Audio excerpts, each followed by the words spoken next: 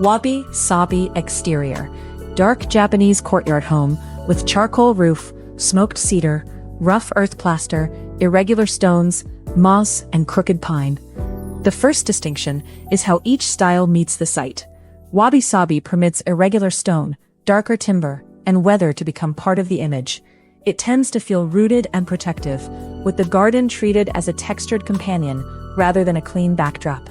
That choice changes the home's entire first impression.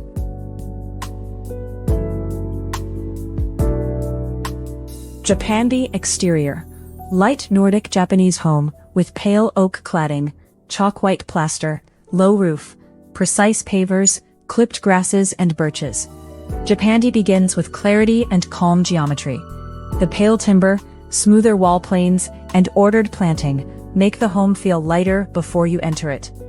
Choose this approach when daylight, legibility, and a more edited relationship with nature matter most to you.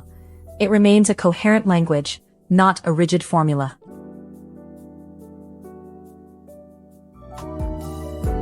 Wabi-Sabi material detail. Ochre plaster, weathered chestnut shelf, charcoal stone, unglazed bowl, and wrinkled flax. Material character is central to Wabi-Sabi. Plaster can retain the hand of its maker. Linen can crease, and timber can darken through use. The point is not damage. It is accepting small variation as evidence that the home is being lived in. The contrast is clearest when both are used daily.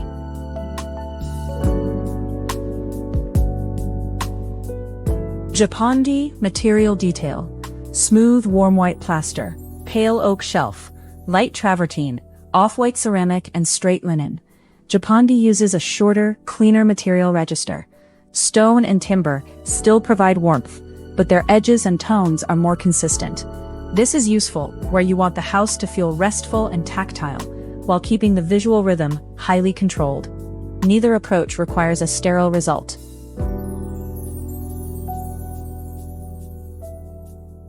Wabi-Sabi living room. Low olive linen sofa, textured plaster, aged oak, floor cushion, rough hearth and moss garden. Furniture in a Wabi-Sabi room often feels lower, heavier and less matched. It leaves room for a floor cushion, an aged table, and a strong plaster wall to carry equal weight. The atmosphere grows from depth and texture rather than from uniformity. Both can work, but their moods are distinct.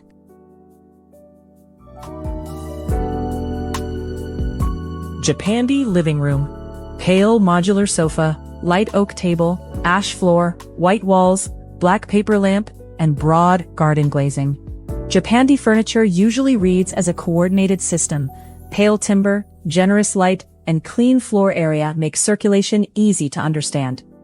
It suits households that want calm rooms with fewer visual interruptions, particularly in shared spaces that need to work hard. This decision influences every adjacent room.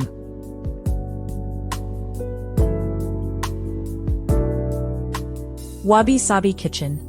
Smoke dark chestnut cabinets, dark soapstone, handmade cups, rough oak shelf, and narrow garden window. The Wabi-Sabi kitchen treats the working room as part of the material story. Dark wood, soapstone, and handmade cups gain personality when they are used repeatedly. Keep the objects few, however, or the richer palette can quickly become too visually dense. The richer option asks for more editing.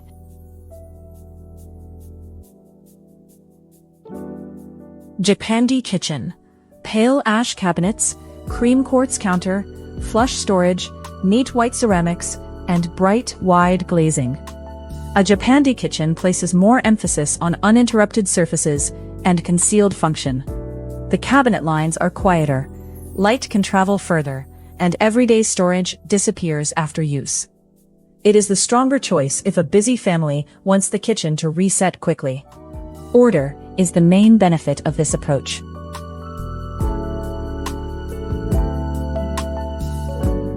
Wabi-Sabi dining room. Low dark oak table, varied handmade chairs, clay bowl, earth plaster, and wet stone garden view. At the table, Wabi-Sabi values an assembled feeling. Chairs may relate without matching, while the clay bowl and darker wall give meals a more atmospheric setting. This works when you enjoy patina, and would rather add character gradually than specify every item at once. The best result depends on household habits.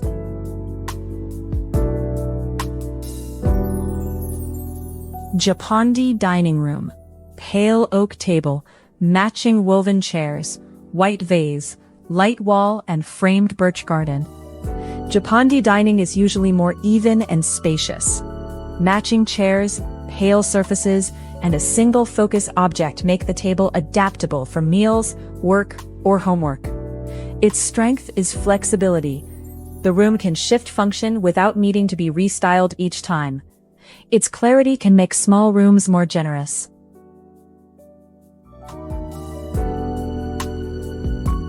Wabi-Sabi bedroom. Dark platform bed, rumpled undyed linen, rough plaster, stone threshold, and small shoji garden view. Bedrooms reveal the difference in mood most clearly. Wabi-Sabi accepts rumpled linen, darker corners, and a smaller framed outlook, producing a cocooning atmosphere. It can be particularly effective when the bedroom is a place to withdraw from a visually demanding day. It offers a more enveloping kind of rest.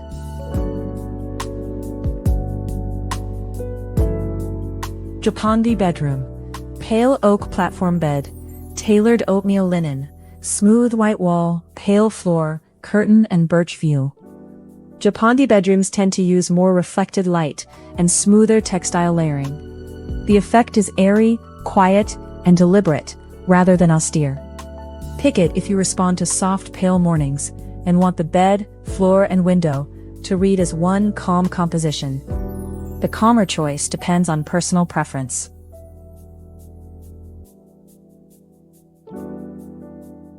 Wabi-Sabi bathroom. Hinoki tub, dark stone, earth plaster, weathered oak vanity, and moss garden behind timber screens. In the bath, Wabi-Sabi relies on contrast. Warm timber near water, dark stone underfoot, and a textured view beyond a screen. The room has a strong sense of enclosure, making everyday bathing feel slower without adding ornamental features. Texture becomes the main source of interest.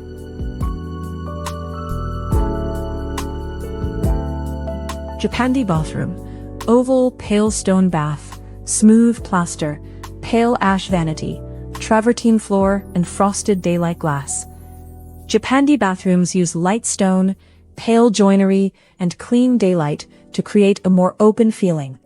The finish selection is disciplined, but not cold. It is well suited to smaller layouts, where paler materials and continuous surfaces can make the room feel less confined. Lightness takes priority over material drama.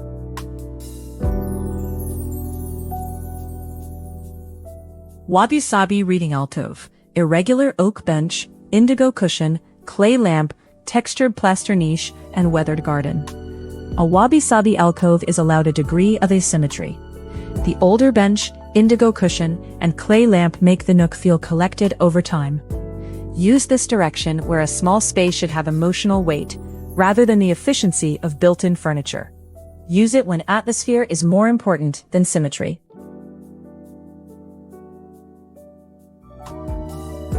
Japandi reading alcove. Built-in pale oak bench, tailored oatmeal cushion, paper lamp, clean niche, and filtered garden. Japandi responds with a resolved built-in composition. The bench, cushion, and lamp align cleanly, so the alcove feels useful without attracting too much attention. It is a practical option when you need storage, seating, and visual order to work together. Choose it when everyday function needs to disappear.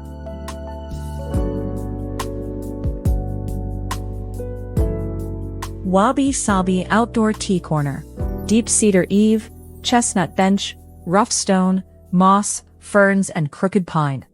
Outside, Wabi-Sabi takes its cues from shadow, stone, and plant growth. Moss, ferns, and a crooked pine create a landscape that rewards close observation.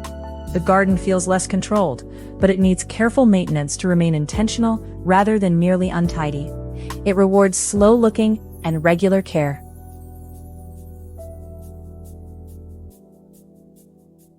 Japandi outdoor corner. Pale ash pergola, clean timber bench, large pale pavers, clipped grass, and slender birch. Japandi outdoor rooms simplify the landscape into pale paving, restrained timber, and repeated planting.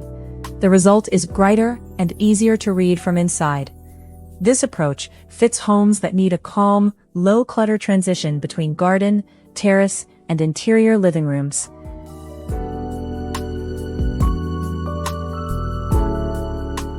Wabi-Sabi Blue Hour Room. Low lamps, dark textured plaster, aged oak, linen seating, and shadowed garden behind screens. At Blue Hour, Wabi-Sabi becomes darker and more intimate. Small lamps gather around seating, textured walls hold the remaining warmth, and the garden recedes behind screens. It gives the home atmosphere through shadow and material depth, rather than through bright illumination. This is a stronger choice for a cocooning evening.